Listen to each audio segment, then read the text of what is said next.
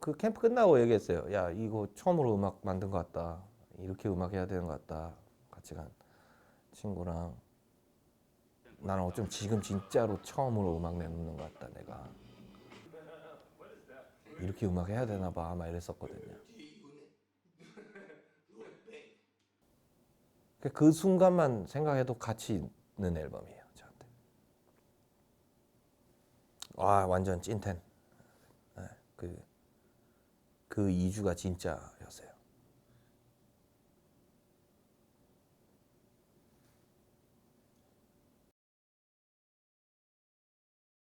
들을 때마다 그 감정이 올라오는 것 같아요.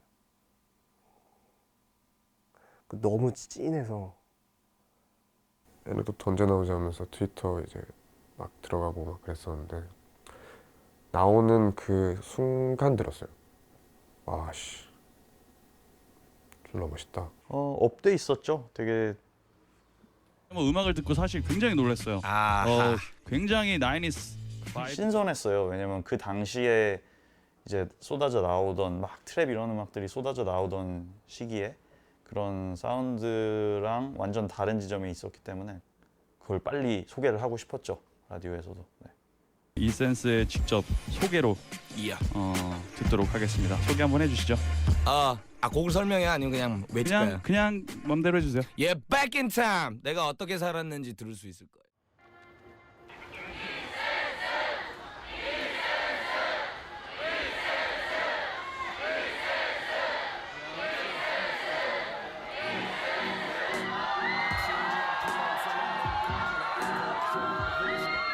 이 에넥도트라는 앨범은 이센스 혹은 강민호라는 사람의 이야기가 밑바닥까지 보여주는 그런 앨범이다 보니까 이렇게까지 얘기할 필요가 있나라는 생각이 들 만큼 지독했어요. 명반으로 보이지는 않아요. 내가 어쩌다 알게 된 형의 인생의 일부. 가장 어렵게 살아온 아티스트의 시기를 담은. 그 당시엔 그런 얘기 했던 것 같은데 랩 게임 얘기를 하지 말자. 막 힙합 얘기 뭐 어쩌고저쩌고 이 가요계 뭐 어쩌고저쩌고 그런 거 다 빼자. 내 얘기를 사람들이 그렇게까지 궁금해할까라는 의문을 항상 가져요. 이 앨범이 되게 공감대가 없는 앨범이라고 생각했거든요. 내 이야기를 할 뿐이다 라는 시기였기 때문에, 그리고 특히나 이 사람이 지나온 역사들이 되게 보통의 역사가 아니잖아요. 너무 내 얘기만 늘어놓기에는 지루해 보이고 확답을 적기에는 그 답이 당당하지가 않고. 에넥도트가 나오기 전에 얼마나 많은 사람들이 이센스의 첫 번째 앨범은 어떨까라고 기대를 정말 많이 했단 말이에요. 제가 느꼈을 때 그 앨범은 솔직함인 것 같아요. 진짜 솔직함, 진심. 곡마다 느껴지는 공기들이 있는 것 같아요. 그 중엔 내가 직접 가봤던, 뭔가 직접 맡아봤던 공기도 있었고, 알 수 없는 향수를 자극하는 게 있는 것 같아요. 마치 거기에 살지도 않았지만 그리고 그런 경험을 똑같이 겪지는 않았지만 그게 갖는 동시대성이라고 해야 될까요? 그런 것들이 주는 감동이 되게 커요. 파란만장한 삶을 적나라하게 전시한 이 전시회에 가서 순간순간들을 하나씩 본 느낌? 그 누나의 카세트에선 김건모라는 현절, 이게 생각이 나는데, 근데 그 한 줄로 그 시절이 다 오는. 삐끗도 좋고요. 그런 말투로 이 업계에 대한 이야기를 그렇게 할 수 있는 트랙이 또 어떻게 나올지 모르겠네요. 그리고 에넥도트 진짜 좋고요.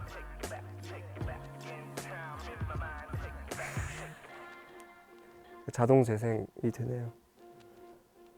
태어나서 한국에서 학교 다니고 유치원 다니고 뭐 하고 지금 이렇게 살고 있는 그거를 담고 싶다. 자, 한국 래퍼, 랩, 음악 이 앨범에 몰빵하자 이랬던 것 같아요. 정해진 하나의 뭐 주제나 아니면은 뭐 통일성 있는 것들을 먼저 정하고 가는 게 아니라 그때 이야기들을 하나하나 담다 보면 그 사람과 그 세상이 그려지잖아요. 그런 식으로 구성된 앨범이라고 생각해요. 생각해보면 다 래퍼가 자기 얘기이기도 한데 그렇게 아예 마음 먹고 어릴 때부터 딱 현재까지를 다 적자 이렇게 한 거는 처음이었어요. 그러니까 뭐 해외 좋은 음반들 들어보면은 트랙 연결 좀 신경 쓰고 곡이 연결된다든지 곡 두 개를 하나에 넣고 막 되게 장치적으로 신경 많이 쓴 그런 음반들 많잖아요. 근데 이 음반은 그런 요소를 갖추고 있는데 의도한 듯한 느낌이 없이 자연스럽게 연결되면서 그런 뭔가 그 치밀한 느낌이 드는데 이게 굉장히 또 라해요. 그래서 구조나 구성 같은 게 아무것도 없고 좀 약간 어떻게 보면은 그냥 쭉 이야기를 들려주는 거임에도 불구하고 가장 멋있는 앨범? 가장 자연스럽게 멋있는 앨범인 것 같아요. 그러니까 만드는 시점부터 아예 뭐 이런 음악을 이렇게 놓자라고 하는 게 아니라 서술로 어떤 순서로 연결을 하고 매짐을 하느냐 그게 굉장히 잘 이루어진 게 아닌가. 한국 힙합의 그런 앨범 제작 방식에서 그렇게 중요시되지 않는 부분이었어요. 원래는 그 오비랑 만들자 이렇게 해서 오비 만나러 간 게 아니고 캠프 10군데 가서 트랙들 모아서 그 중에 추려서 내자 이런 계획이었어요. 근데 그냥 첫 캠프에 다 나온 거죠. 제가 알기로는 작업 기간이 꽤 짧았다고. 네, 아마 2주간을 썼기 위해 얼마나 생각을 몇 년을 하셨을지 모르죠. 그 2주 동안 그 이야기들을 다 쏟아냈다는 게 얼마나 표현하고자 했는지 뭔가 절실했는지가 느껴지는 것 같다 생각이 들기도 하고. 말 한마디 한마디가 다 뼈가 있는 말들로 다 채워져 있잖아요. 아, 진짜 얼마나 생각을 많이 하고 적었을까라는 생각이 좀. 뭐 어떤 거였는지 좀 궁금해요. 제가 되려 그 시기에 이 형을 무엇이 그렇게 움직이게 만들었는지. 그 캠프 전까지 제대로 나온 것도 없었어요. 머리 터진 줄 알았고 부담스럽고 그렇게 나오기 위해서 버렸던 거 만들었다가 못 낸 거 등이 다 모였으니까 그 2주라는 시간에 나왔다고 생각해요. 사전 음감회 때 그 오비님의 스튜디오에 가서 이제 작업을 하는 그런 영상을 이제 에넥도트를 재생하기 전에 틀어줬던 기억이 나요. 모르겠어요. 그냥 두 분이 어떤 커뮤니케이션을 했는지 정확하게는 모르겠지만 어쨌든 그 영상 안에서 나오는 모습들은 되게 자연스러워 보였어요. 그것도. 사실 그런 스튜디오 분위기가 있기 때문에 저는 또 앨범 안에서 시너지가 날 수 있었다고 생각을 하거든요. 그러면 오비 클리닝과 작업해서 유독 좋았던 부분이 있으시죠? 완전 프로니까 저는 그렇게 작업 처음 해봤거든요. 그 노예처럼 가서 써와. 근데 그게 무슨 성의 없이 그냥 후딱후딱 그런 느낌이 아니라 정말 시간 잘 쪼개서 낭비한 시간 없이 삐대고 게으른 시간 없이 탁탁탁 진행하더라고요. 그러니까 거기에 도 같은 완전 프로고 완전 베테랑 형이다 보니까 그냥 시키는 대로 다 했어요. 네, 빨리 나왔고,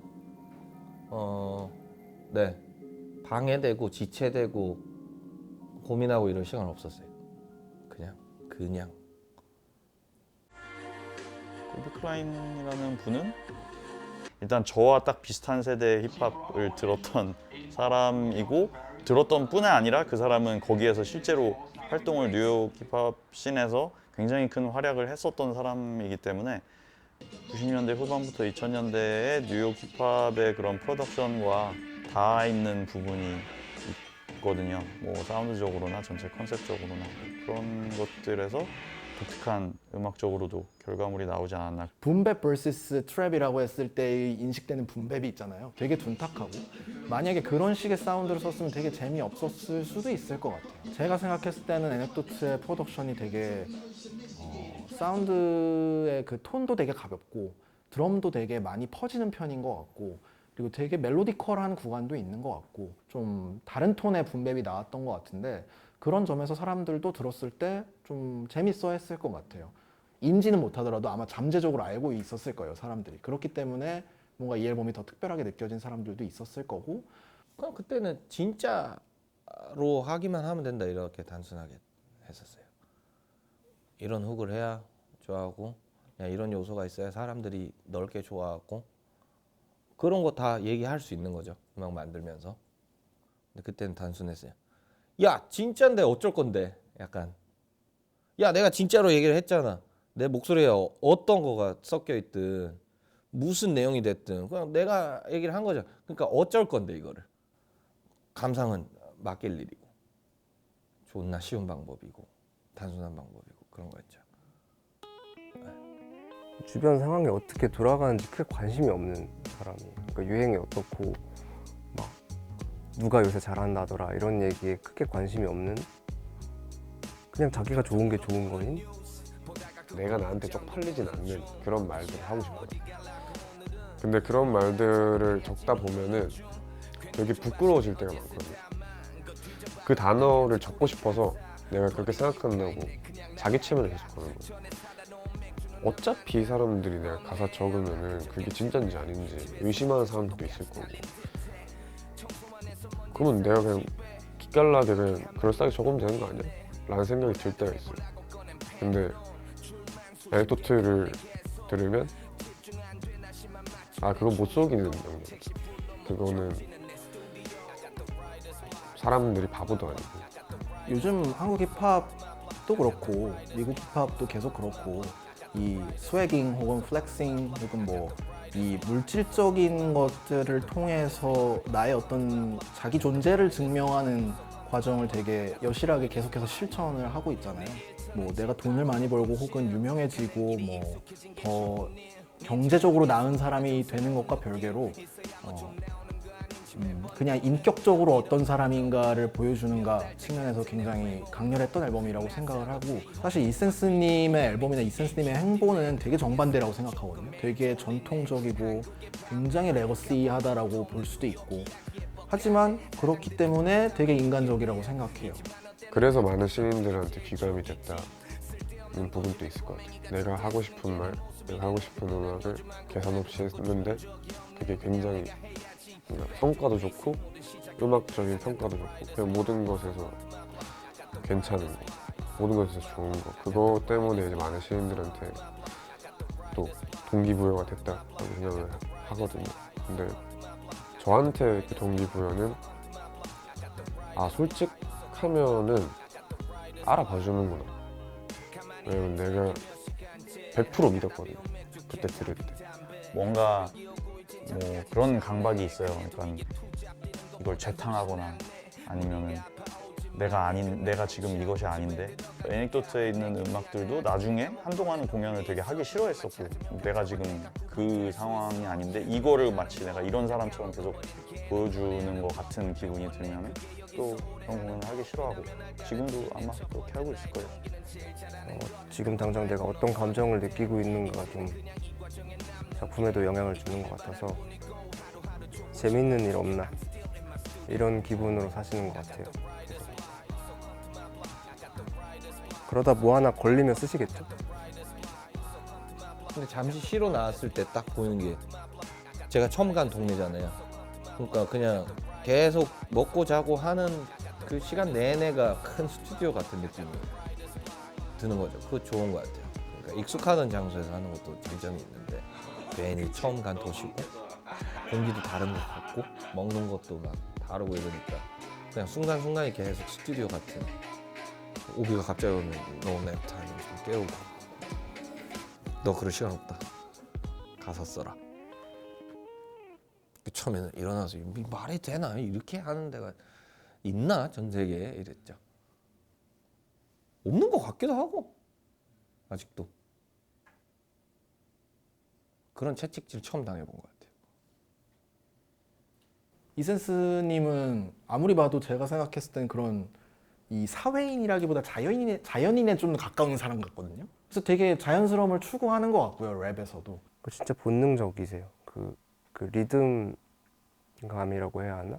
뭐 어떤 변칙적인 상황에서도 그냥 거기에 맞춰 본능적으로 변하세요.